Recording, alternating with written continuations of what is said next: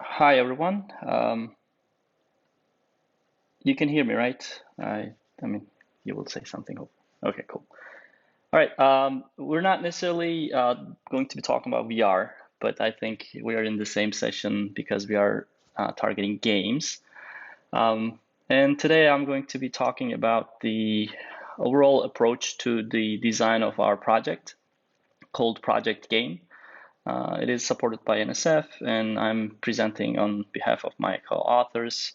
Selçuk Doğan, Charles Chuck Hodges, and Andrew Allen. So let me get started. So the core of this project, this research, this curriculum is based on teaching students computer science, computer programming through game design. Game design is fun because at the end of the process, students usually create something that they appreciate and like playing, and that makes the whole process challenging, but at the same time engaging.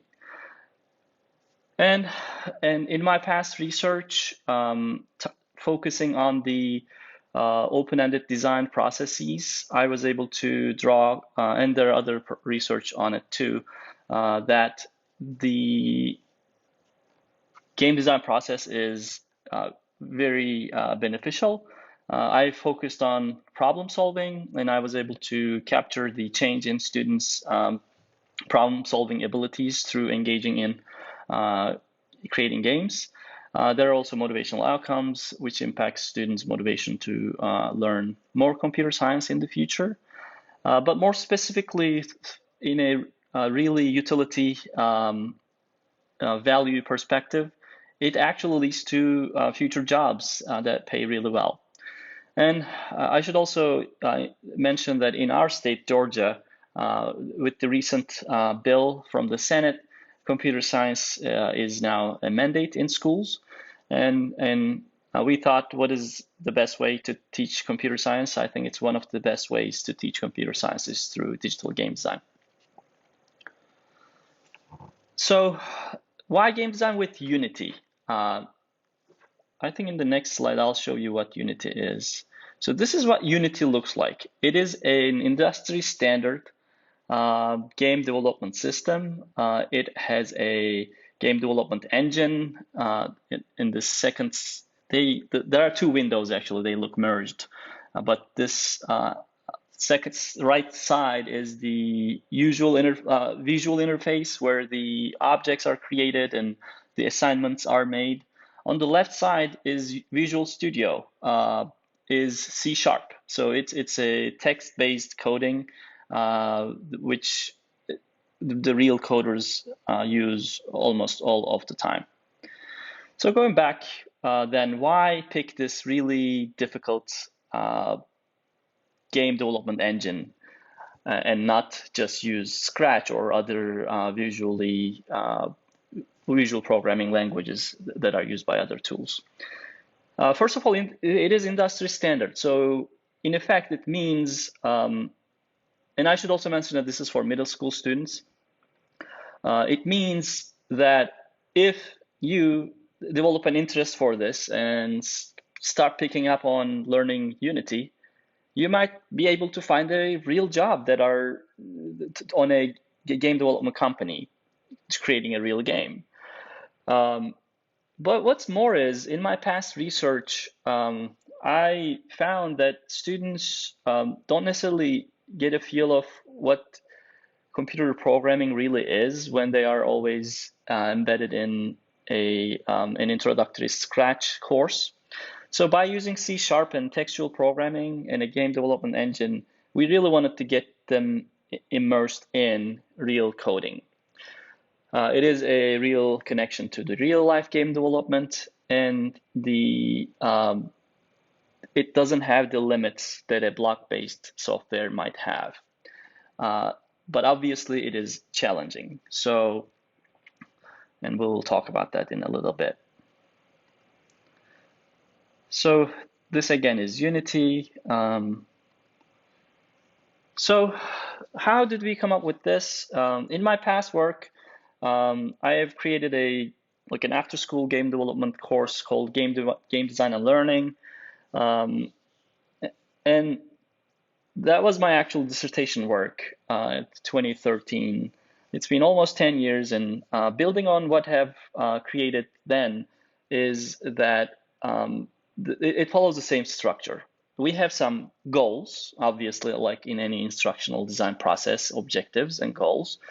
And for us, those are computer science related goals this time, learning about the basic concepts of programming, like functions and variables and loops. But the approach that I like and have used successfully in the past is to build units around games. So at the end of each unit, students end up creating a game.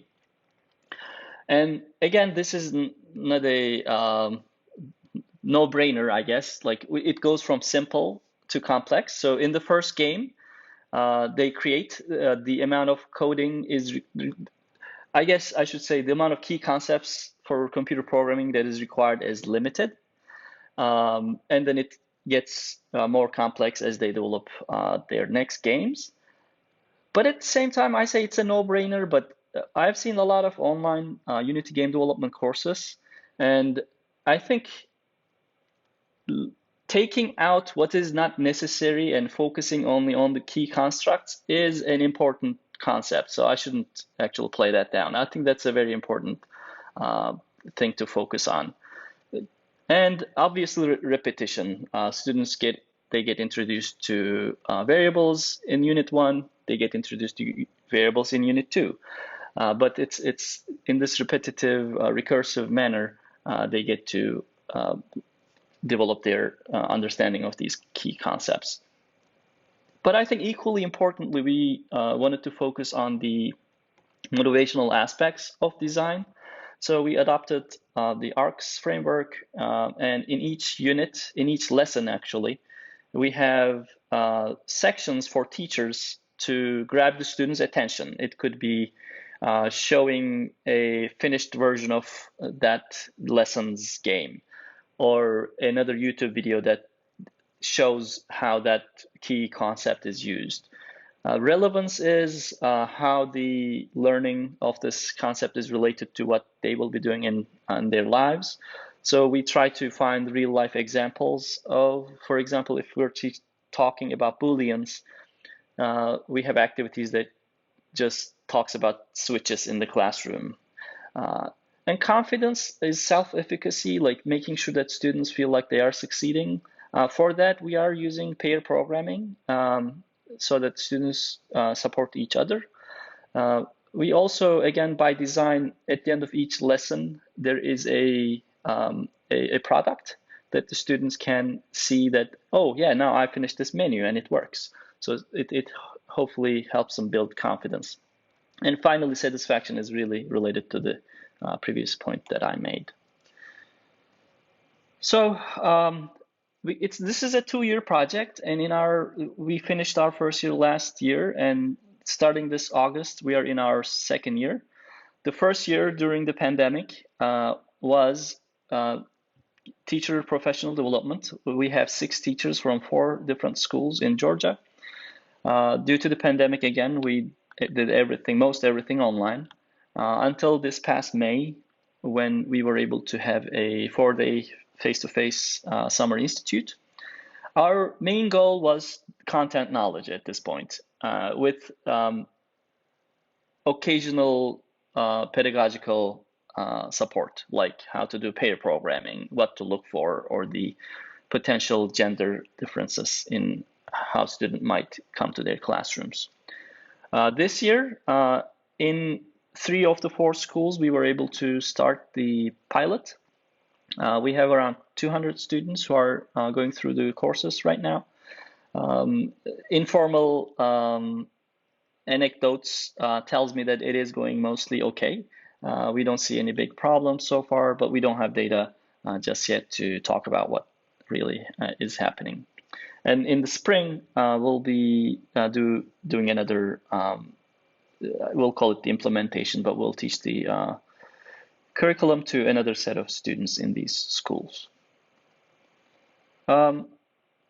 what really works so far from our experience is that starting the development of the professional development curriculum and the middle school curriculum, I actually ended up designing the curriculum as I learned.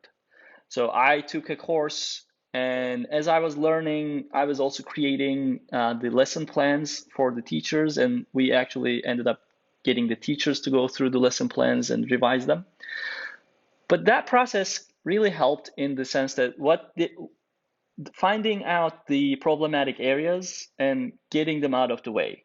Like I said in a few slides before, getting those complexities out of it when it is not necessary, I think that helped a lot. But also, I was able to bring in more explanation when I personally felt like I wasn't getting something. And I think the teachers really appreciated that too. In the face-to-face Summer Institute, we were able to iron out most of those. And again, that flow of simple to more complex is key.